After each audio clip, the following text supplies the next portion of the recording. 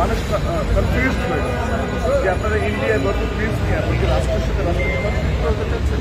তো আশা করি যে রাষ্ট্রের সাথে রাষ্ট্রের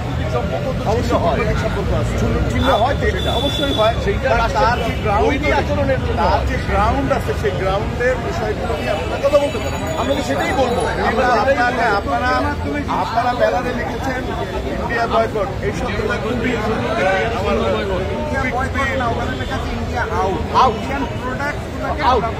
আমার আপনারা সেটা প্রোডাকশনের সাথে আমাদের অর্থনৈতিক সম্পর্কে আপনি রাষ্ট্রের রাষ্ট্রের আশা আমরাও করবো না। আমরা রাষ্ট্রের আপনারা চলে যাবেন, আপনাদের কোনো বক্তব্য থাকলে সাংবাদিক সম্মেলন করে আপনারা জানাতে পারেন। এখানে যেহেতু শব্দটা অবশ্যই কন্ট্রাডিক্টরি, রাষ্ট্র এটাকে ভালোভাবে রাষ্ট্র দিতে পারতেছে না সেহেতু আপনারা ভাষাগত সংশোধন আশা করি ধন্যবাদ।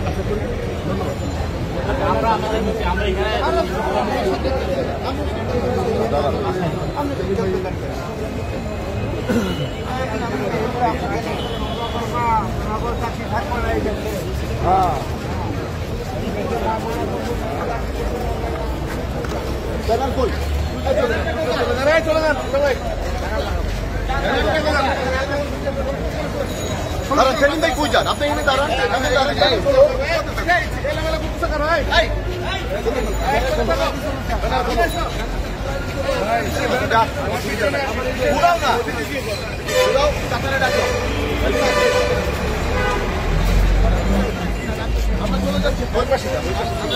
আমরা চলে যাচ্ছি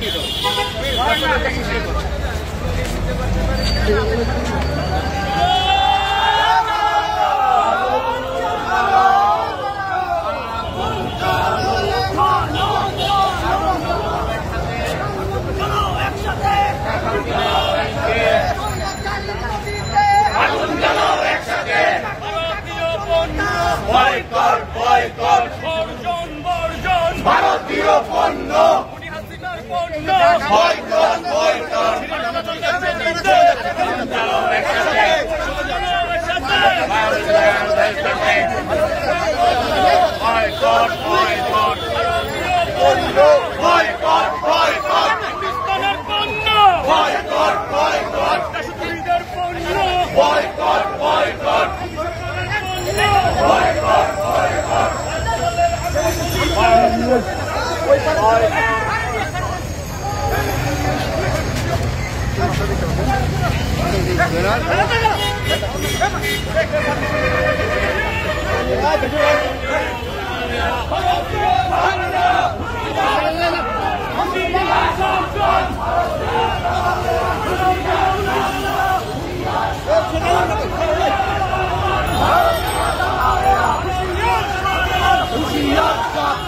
Hey भाई, hey.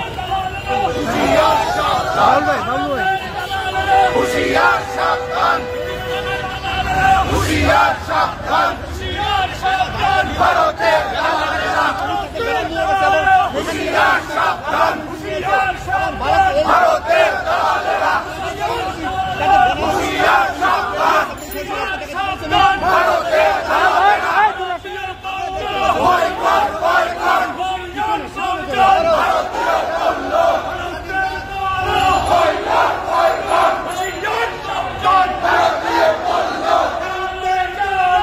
আগুন জ্বালো, আগুন জ্বালো একসাথে, আগুন জ্বালো একসাথে, আগুন জ্বালো একসাথে, আগুন জ্বালো একসাথে, আগুন জ্বালো একসাথে, আগুন জ্বালো একসাথে, আগুন জ্বালো একসাথে,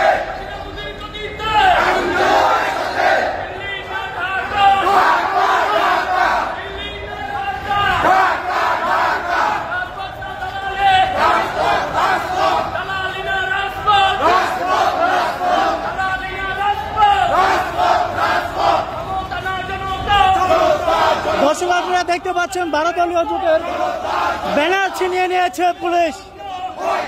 বয়কট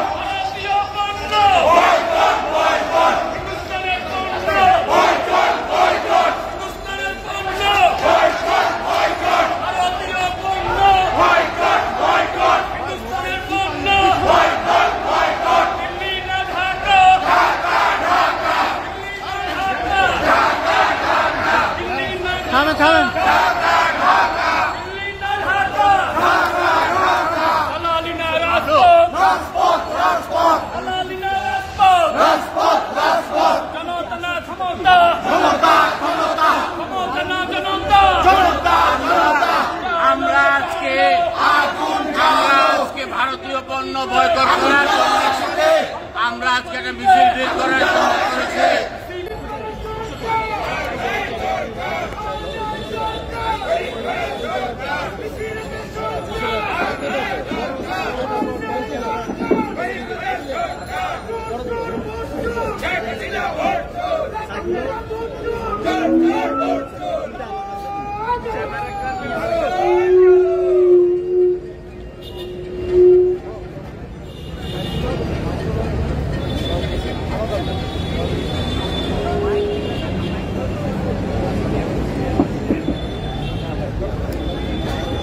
গণতন্ত্র মঞ্চ আয়োজিত আজকের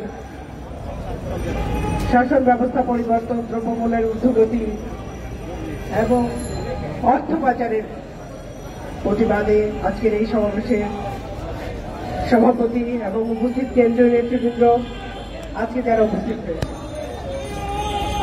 এমন সময় আমরা বারবার এখানে দাঁড়াচ্ছি। দেশের এই সময় যখন কথা বলছে কতজনে, সেটা দেখে সরকারি লোকজনের নানান ধরনের মন্তব্য, সরকারের সহযোগিতায়, সরকারের পৃষ্ঠপোষকতায়, সরকারের সুবিধাপুষ্ট তারাও নানান ধরনের কথা বলে। কিন্তু যে বৃহৎ জনগোষ্ঠীর পক্ষ থেকে আমরা প্রতিবাদের জন্য দাঁড়াই, সেই জনগোষ্ঠীকে কেউ চোখে দেখতে পায় না। চোখে দেখতে পায় না বলে এদেশের 2 থেকে 5% ভোটকে 42% নেওয়া হয়। আমাদের কি যে একটা অনুশোচনা হওয়া দরকার জাতি হিসাবে, কিন্তু সেটাও হচ্ছে না। এমন ভাবে ভয়ের চাদরে সমস্ত কিছু ঢেকে রাখা হয়েছে মানুষের, যদিও বা দ্রব্যমূল্য থেকে সবকিছুতে মানুষ যায়, কিন্তু মানুষ কথা বলতে পারছে না।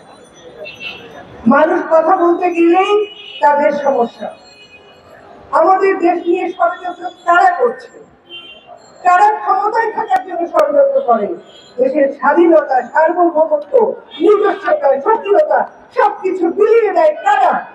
জনগণ পরিষ্কার বোঝে এই 17 কোটি জনগোষ্ঠীর যে দেশ, কিছু যদি এখন মনেও হয় যে পার পাওয়া গেছে, আসলেই কি তাই হবে? পার পাওয়া যাবে? পার পাওয়া যাবে না। সমস্ত পাপের কিন্তু হিসাব হবে। এই যে মিথ্যাচার, এই যে উন্নয়নের ঝা চকচকে কথা, বড় বড় কথা, এবং খুঁজে কিছু হতে না হতেই বিরোধী দলকে দোষারোপ করা। বাজারে দ্রব্যমূল্য ঊর্ধ্বগতি, তাও নাকি বিরোধী দল করছে। তাহলে আপনি ক্ষমতায় আছেন কেন? বিরোধী দলে যদি দ্রব্যমূল্য নিয়ন্ত্রণ করবে, আপনি আছেন কেন? আপনারা আছেন কেন? মানুষ তো খেতে পারছে না। পুষ্টিহীনতায় ভুগতে ভুগতে এই জাতিটা কোথায় গিয়ে দাঁড়াবে সে চিন্তা আমরা করছি, জনগণ সে চিন্তা করছে। এখানে পড়াশোনার পরিবেশ নেই, বেঁচে থাকার পরিবেশ নেই। ন্যূনতম এক মুষ্টি খেয়ে যে বাঁচবে সেই উপায়টাও বন্ধ করেছে। দ্রব্যমূল্যকে নিয়ন্ত্রণ করা হলো না তো। একবার বলা হয়েছিল নির্বাচনের পরে, তথাকথিত দামি নির্বাচনের পরে সব ঠিক হয়ে যাবে। হয়েছে কি? যারা চাল ডাল কিনে প্রতিদিন বাজারে আমরা সবাই জানি, আমরা কি দেখতে পাই বাজারের কোনো ব্যবস্থা হয়েছে? একটুও হয়। এমন অবস্থায় কি করে একটি রাষ্ট্র টিকে থাকতে পারে? এত বড় জনগোষ্ঠীকে পুষ্টির বাইরে রেখে, ক্ষুধার মধ্যে রেখে কি করে একটি রাষ্ট্র আগাবে? কিভাবে আমাদের শিক্ষাঙ্গনগুলো কিভাবে নোংরা হয়ে যাচ্ছে। 21শে ফেব্রুয়ারি ভাষার মাস, জনগণ জানে না, প্রজন্ম জানে না। কেন জানে না? তাদেরকে কি শেখানো হচ্ছে? স্কুল কলেজে কি শেখানো হচ্ছে? তাহলে কেন করা হয়? প্রশ্ন করলে প্রশ্ন উত্তরদাতা বলে 21শে ফেব্রুয়ারি এনজয় দিবস। এই শেখালেন? এই রাষ্ট্র চালাচ্ছেন যে 21শে ফেব্রুয়ারিকে বলে এনজয় দিবস। সাদা কালো পোশাক পরে আসছে, কিন্তু তার মর্ম জানছে না। এখানে পৌঁছেছি আমরা রাষ্ট্রকে। এত যে বড়াই করি, কোথায় আছি আমরা? আজকে আমাদের যারা মেধাবী, যারা সচ্ছল, যারা তারা পারে, তাদের ছেলে মেয়েরা বাইরে চলে যাচ্ছে। কি হবে?